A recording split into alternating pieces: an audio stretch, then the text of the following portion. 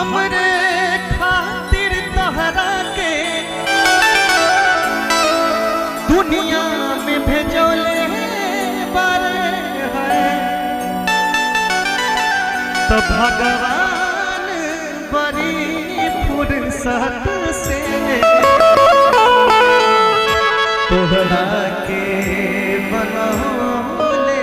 बारे कहता अरे ना कोनो जात पात देखेला जियारा सनैया सिंगार हो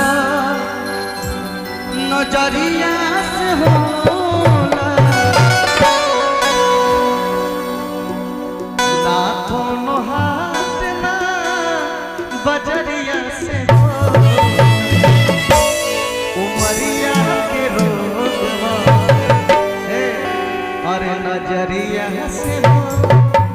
और कैसे सब लोग ताली बजाते हो कहना है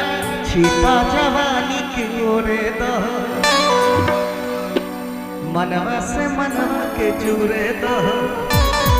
ताली बजे 1 2 3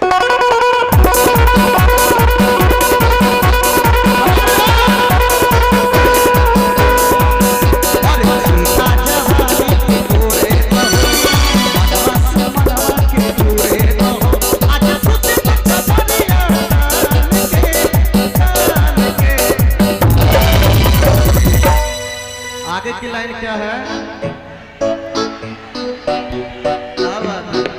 अरे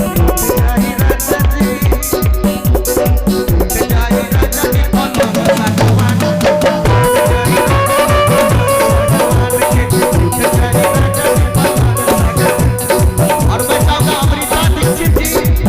आप भी आ जाए तो अच्छा रहेगा।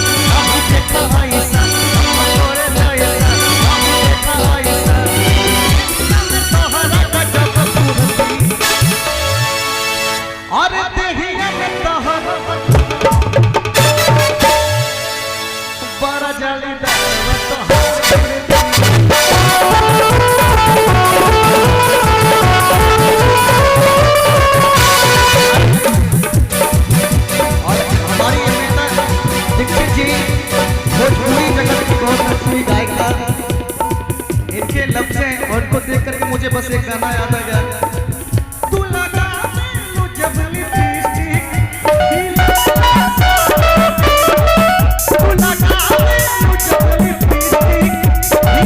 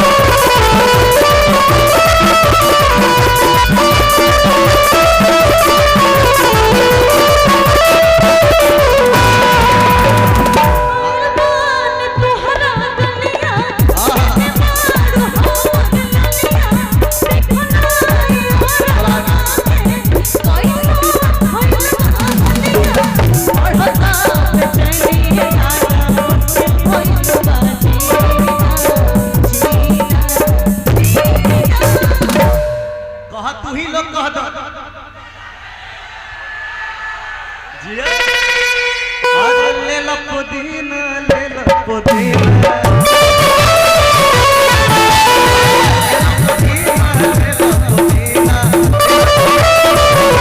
अच्छा हमारे जो आज के युवक हैं और ये लोग लहंगा पहन के आए हैं, युवक की तरफ से कहना चाहेंगे लोग ले सुनिए नवका चुग के हाय दीवाना सारी कोट कचहरी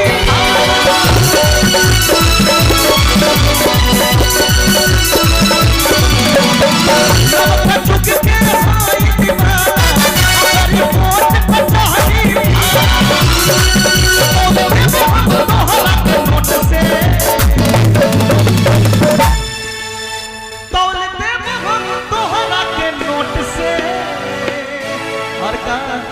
तोहर